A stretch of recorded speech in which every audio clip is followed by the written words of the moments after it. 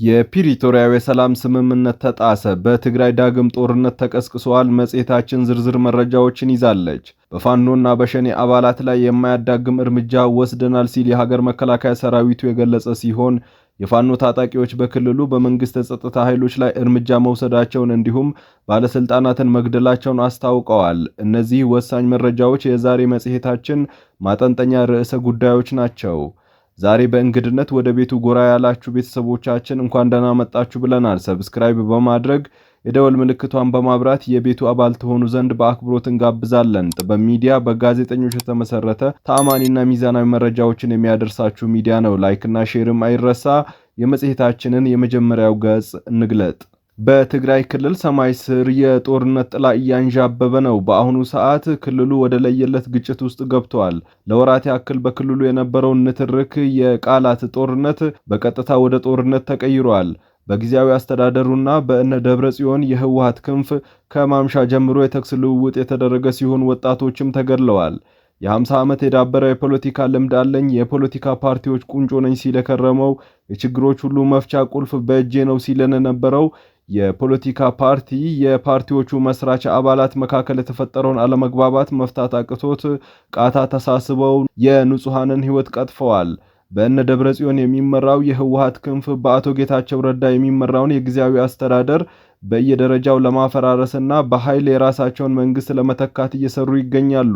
በፕሪቶሪያው የሰላም ስምምነት መሰረት የተቋቋመው የጊዜያዊ አስተዳደሩ መፍረስ ያለበት የስምምነቱን ሂደት ተከትሎ መሆን ሲገባው ጊዜያዊ አስተዳደሩን ማፍረስ ማለት የሰላም ስምምነቱን መቅደድ ማለትም ነው። ከስምምነቱ አውድ ውጭ የጊዜያዊ አስተዳደሩን አፍርሰው በራሳቸው ሰዎች ለመተካት ስራዎችን በኃይል ለመስራት እንቅስቃሴዎችን ማድረግ ከጀመሩ ከወራት በላይ አስቆጥረዋል። ትላንት የጊዜያዊ አስተዳደሩን ሙሉ በሙሉ በኃይል ለማስወገድ እንቅስቃሴዎችን በማድረጋቸው 3 የታጣቂ ኃይሉ አዛዦች ላይ ጊዜያዊ አስተዳደሩ የእግድ እርምጃዎችን ቢወስድባቸውም የክልሉ የሰላምና ጸጥታ ኃላፊ ታደሰ ወዱ ወረደ እንደማይቀበሉት ማስታወቃቸው ይታወሳል። ጊዜያዊ አስተዳደሩ ድጋሚ በአራተኛ አዛዥ ጄኔራል ፍስሐ ኪዳነ ወይም በቅጽል ስሙ ማንጁስ ላይም የእግድ እርምጃ ወስደዋል። ዛሬ ማምሻውን በክልሉ አደገኛ የተባለ ግጭት ተፈጥሯል። በክልሉ አዲ ጉደም ከንቲባ፣ ምክትል ከንቲባና እንዲሁም የ6 ጊዜያዊ አስተዳደሩ አባላት ታፍነው ተወስደዋል። 4 ወጣቶችም በከባዱ ተመተዋል ነው የተባለው። ክልሉ ድጋሚ ወደ አስፈሪ ቀውስ ውስጥ እየገባ ይገኛል። ከመቀሌ 35 ኪሎ ሜትር ርቀት ላይ በምትገኘው አዲ ጉደም ከተማ ከመሸ ተኩስ መከፈቱ ተሰምቷል። ተኩሱን የከፈቱት የእነ ደብረጽዮን ታጣቂዎች መሆናቸውም ተነግረዋል። በእነ ደብረጽዮን የሚመራው የህወሓት ቡድን የመንግስት ስልጣን ከጊዜያዊ አስተዳደር ለመቀማት ከሞከረባቸው አካባቢዎች መካከል አንደኛዋ አዲ ጉደም ናት።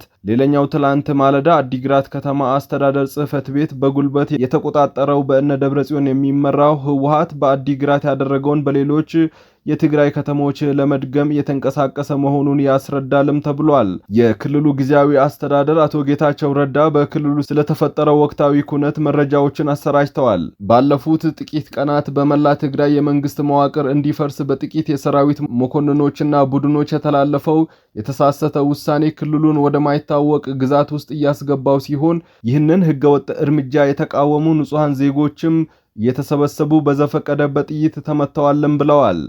አዲ ጉደምና መቀሌ የተወሰኑ አካባቢዎች ላይም ጉዳት ደርሶባቸዋል ያሉት ፕሬዝዳንቱ ይህ ጥቃት ከትግራይ ህዝብ ፍላጎትና ከፕሪቶሪያ ሰላም ስምምነት ሙሉ በሙሉ ያፈነገጠ ህገወጥ እርምጃ ሲሆን የህወሓትን ህገወጥ አጀንዳ በስልጣን ቦታ ላይ የመግጠም አረመናዊ እቅድ አካል ነው ብለውታል። የፕሪቶሪያ ሰላም ስምምነት ባለድርሻ አካላት ሁሉ ኩነቱ በትግራይ ህዝብ ላይ አውዳሚ ወደ ሆነ ጦርነት ከማምራቱ በፊት ይህንን የመሰለ ድፍረት የተሞላበት እርምጃ መጋፈጥ ይጠበቅባቸዋል ሲሉ አስጠንቅቀዋል። የውጭ ኃይሎች ይህንን ችግር ተጠቅመው በክልሉና ከዛም በላይ ብጥብጥ ለመፍጠር እየሞከሩ እንደሆነ ለማመን በቂ ምክንያቶች አሉ ያሉት ፕሬዝዳንት ጌታቸው ከቀደምት ጓዶቼ የተሰነዘረብኝ ሹመት ሰበራ በጣም የሚያመኝ ቢሆንም ስልጣን ለመቆናጠጥ ማንኛውንም አረመናዊ ድርጊት ለመፈጸም ወደ ኋላ የማይለውን ቡድን በጥብቅ እናወግዛለን ሲሉ በኤክስ ገጻቸው ባሰፈሩት ጽሑፍ ገልጸዋል።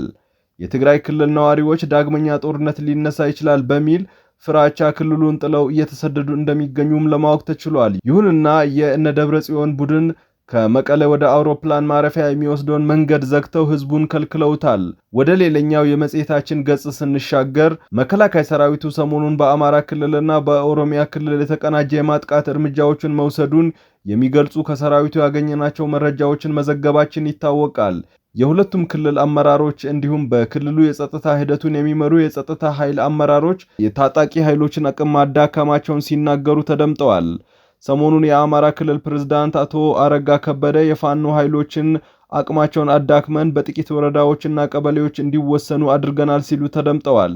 መከላከያ ሰራዊቱ ባደረሰን መረጃ የሰላም አማራጭ ባልተቀበሉ ጽንፈኛ ብሎ በሚጠራቸው ታጣቂ ኃይሎች ላይ እርምጃ ወስጃለሁ ብለዋል። የስድስተኛ እዝ ኮር በምዕራብ ጎጃም ዞን ጃቢ ጣህናን ወረዳ ማክሰኝት ቀበሌ ባደረገው ዘመቻ በታጣቂ ኃይሉ ላይ እርምጃ እየወሰደ ነው ሲሉ የኮሩ አዛዥ ብርጋዴር ጄኔራል ሶፊያን መሐመድ ገልጸዋል። አዛዡ የተሰጠውን የሰላም አማራጭ አሻፈረኝ ብለው ባልተቀበሉ ታጣቂዎች ላይ እርምጃ ወስደናል። በቡድኑ ላይ የምንወስደውን እርምጃ ተጠናክሮ ይቀጥላል። ከህዝብ ነጥለን በመምታት ክልሉን ወደ ቀደመ ሰላሙ እንመልሰዋለን ብለዋል። እንዲሁም በምዕራብ ጎጃም ዞን ደጋዳሞት ወረዳ የመንግስትን የሰላም ጥሪ የተቀበሉ ታጣቂዎች ሰላማዊ ትግል መንገድን ምርጫቸው በማድረግ ወደ ህዝባቸው ተመልሰዋል ብለዋል ሰራዊቱ። በወረዳው የግስገስ ዝቋላና ሸንጊ ቀበሌዎች ታጣቂ ቡድኑን በመቀላቀል የሌላ ኃይል መልእክት አስተላላፊና ተልዕኮ አስፈጻሚ የነበሩ 20 ታጣቂዎች የመንግስትን የሰላም ጥሪ በመቀበል በቀጠናው ግዳጅ ለተሰማራው የኮሩ ሰራዊት አባላት በሰላም እጅ መስጠታቸውን ገልጸዋል። በተመሳሳይ የማዕከላዊ እዝ ዋሊያ ክፍለ ጦር በቄለም ወለጋ ዞን በአንፍሎ ወረዳ በተሰማራበት ቀጠና ኦነግ ሸኔ በሚል የሚጠራውን ታጣቂ ኃይል በከፍተኛ ደረጃ በማፈራረስ የቀጠናውን ሰላም ሙሉ በሙሉ ወደ ነበረበት መመለስ መቻሉን የክፍለ ጦሩ ዋና አዛዥ ኮሎኔል ደሳለኝ ሙላው መናገራቸውን ገልጿል።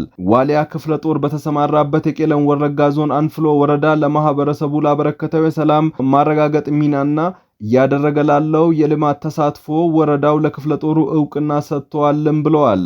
ዋሊያ ክፍለ ጦር የወረዳውን ቀጠና ከተረከበ ጊዜ ጀምሮ ራሱን የኦሮሞ ነጻነት ሰራዊት ብሎ የሚጠራውን ታጣቂ ኃይል አደረጃጀት በማፍረስ በጠላት ቁጥጥር ስር የነበሩ ቀበሌዎችን ነጻ በማውጣት ሙሉ በሙሉ ቀጠናውን ወደ ሰላም መመለሱን ገልጿል። ክፍለ ጦሩ ኦነግ ሸኔ ብሎ በሚጠራው ታጣቂ ኃይል ላይ በወሰዳቸው እርምጃዎች ያከማቻቸው እንዲሁም ለተልእኮ ሊጠቀምባቸው የነበሩ 42 ኩንታን ቡና፣ 53 ኩንታን በቆሎ፣ 500 ሺህ ብር እንዲሁም 43 የቀንድ ከብቶችን በማስመለስ ለወረዳ አስተዳደሩ አስረክቧል ሲል መከላከያ ሰራዊቱ ያደረሰን መረጃ ያመላክታል። ራሱን የአማራ ፋኖ ብሎ የሚጠራው ታጣቂ ኃይል በደቡብ ወሎ ዞን የወረባቦ ወረዳ ዋና አስተዳዳሪን ገድሏል። በአማራ ክልል ደቡብ ወሎ ዞን ወረባቦ ወረዳ ዋና አስተዳዳሪ አቶ ፈንታው ከበደ፣ የወረዳው መርማሪ ኢንስፔክተር አቶ አድማስ ዘመንና የአስተዳደሩ ሹፌር የነበሩት አቶ ከበደ ከወረዳው ዋና ከተማ ቢስቲማ ተነስተው ቦክሳ ወደ ተባለች አካባቢ እየተጓዙ እያለ ልዩ ስሙ አባና ገንዳ በሚባል አካባቢ ሲደርሱ ሶስቱም ከፋኖ ታጣቂ ኃይል በተተኮሰባቸው ጥይት ህይወታቸው አልፈዋል። የአማራ ፋኖ በጎጃም ዋና አመራር ዘመነ ካሴ በጥቂት ቀናት ውስጥ በሃርዳር ጊዮርጊስ አደባባይ ላይ ባንዲራችን እንተክላለን ሲል ተደምጧል።